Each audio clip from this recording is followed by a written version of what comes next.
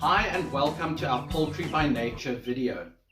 This being our much anticipated third video where I discuss my experience during the last week of raising 50 broiler chicks. Now, it hasn't all been smooth sailing. There's definitely been some ups and some downs. So stay tuned if you want to hear all about it. In this video, I'm going to show you how much the chicks have grown in 7 days. It's actually quite unbelievable. I'm also going to take a few of them and put them on a digital scale, and we're going to weigh them, and you're going to see for yourself just how much they've grown from day one. Now, this is day 8 in the whole process, so there's a long way to go, but the progress has been astonishing. So stay tuned and watch. Wow, what an amazing week this has been. Firstly, I'd like to give a shout out to everybody that's been interacting on this channel. Those of you that have hit the like button, those of you that have subscribed, and those of you that have written comments. I really do appreciate the interaction. I never anticipated that these videos and that this series that I'm busy making would have had such an overwhelming response. It is a great pleasure for me to keep you updated on the journey and show you more videos as we go along. I mentioned that the chicks had grown, and boy have they grown. Some of them started developing feathers from day 2 already. Now it is day 8 at the moment, and it's surprising to see how big they've got. I'm going to show you a comparison. Let me just quickly see if I can pick up one of these little birds. Let's see. No, he's not a very happy little chap at the moment, although he's not a little chap anymore. I don't know if you can see, but he's absolutely huge. To think that he's grown so much in a week. Now let's quickly have a look at how they looked on day 1 and how they look now. Yes, little guy.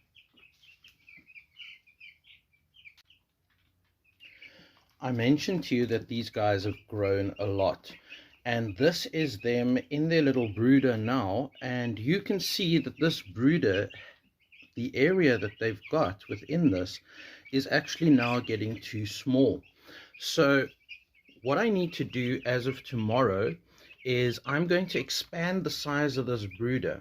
The bricks that I've got here, I will move to the side, and I will give them a lot more space.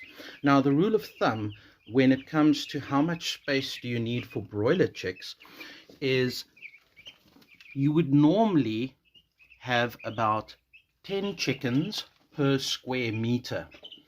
So these chicks would need, when they are fully grown, they would need approximately 5 square meters. So here I've got the digital scale set up. What I'm going to do now is I'm going to see if I can pick up 1 or 2 of these guys. We're going to put them on the scale, and then we're going to see how much they weigh. Bear in mind that on day 1, they were all plus minus 40 grams. Let's see how much they weigh now. Let me see if I can grab 1 or 2 of them, and we will see how heavy they are now. Yeah, I've got one. Let's see. I'm going to put him on the scale. Hopefully he'll stay here long enough so that we are able to... Wait.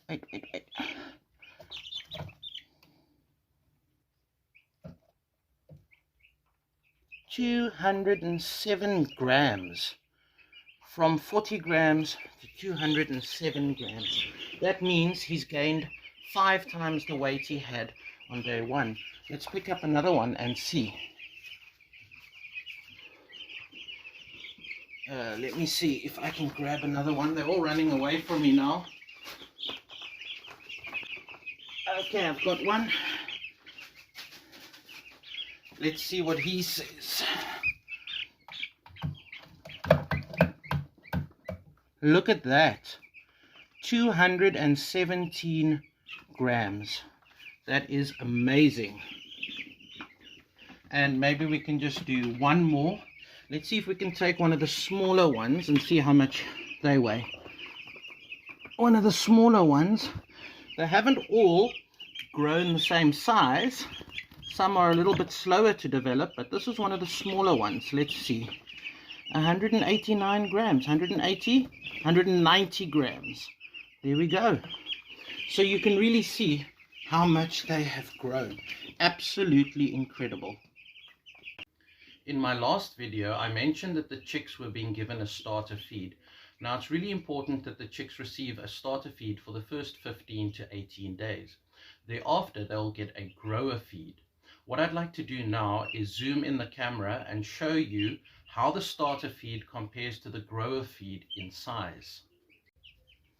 In this red bulk feeder over here, I've got the starter feed, and I'm going to pick some of it up and see if I can show you the consistency and what it looks like. Not too sure if the camera will zoom in properly, but this feed has been milled and ground down very, very small. Some of it is even powdery. It's also called a starter mash because of the fact that it's been mashed up into tiny little pieces. Now, the other one, which is the grower feed, I've got a sample over here, and let me just pour some of this into my hand, and you can see that these are more like pellets. So this is the type of feed that they will receive from about anywhere between day 15 and day 18 until about day 35, and then after that they'll receive a finisher feed. I hope that shows you a little bit better as to what the different types of feeds look like. I'm not sure if you can see, but what I've done is I've sprinkled some white powder on the wood shavings. Now, this white powder is called Coop Clean, and it aids in removing the smell of ammonia as well as drying up the sawdust. The sawdust gets very damp, especially around the waterers, and also due to their excrement.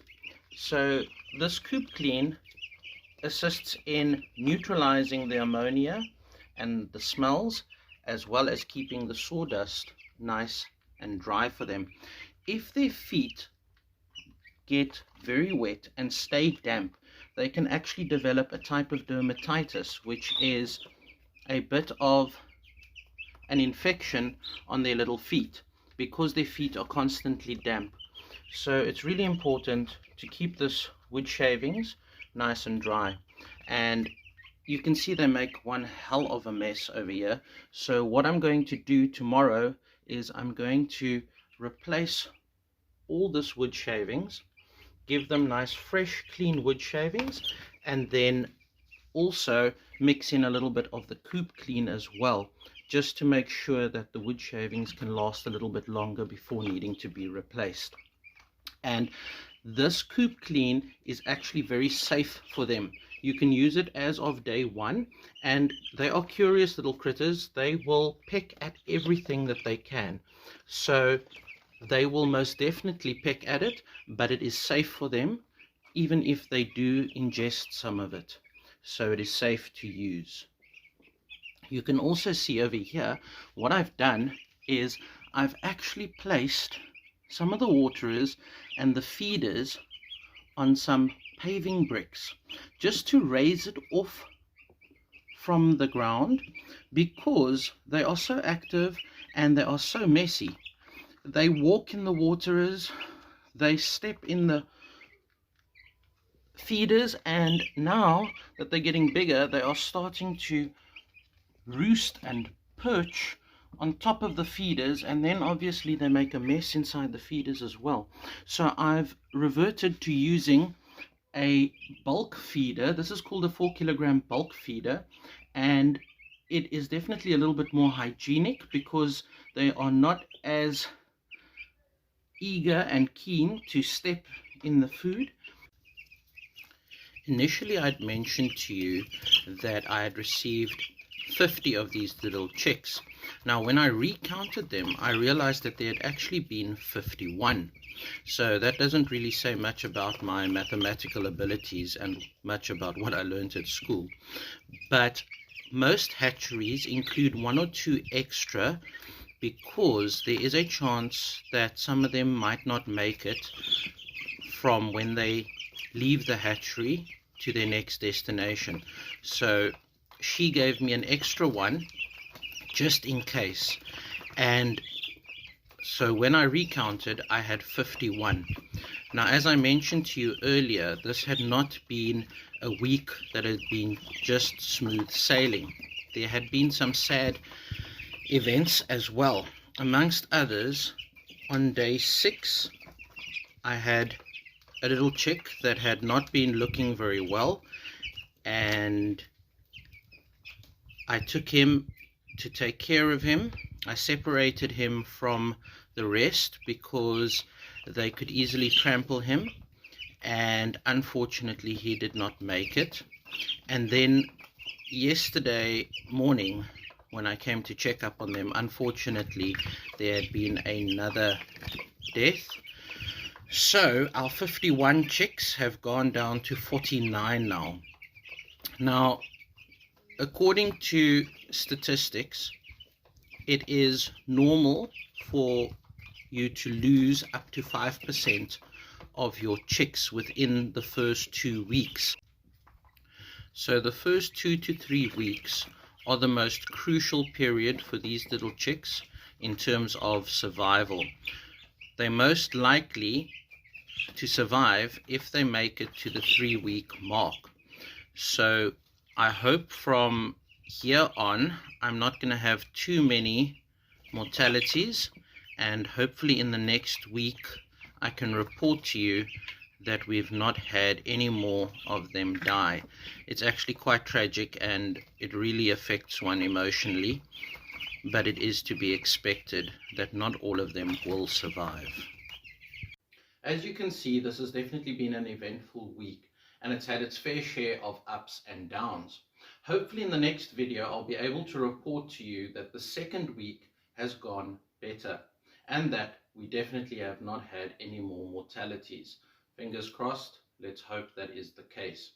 We've come to the part of the video where I would like to encourage you to please like this video, subscribe to the channel, and please share the link with anybody you think may be interested. Until next time, keep well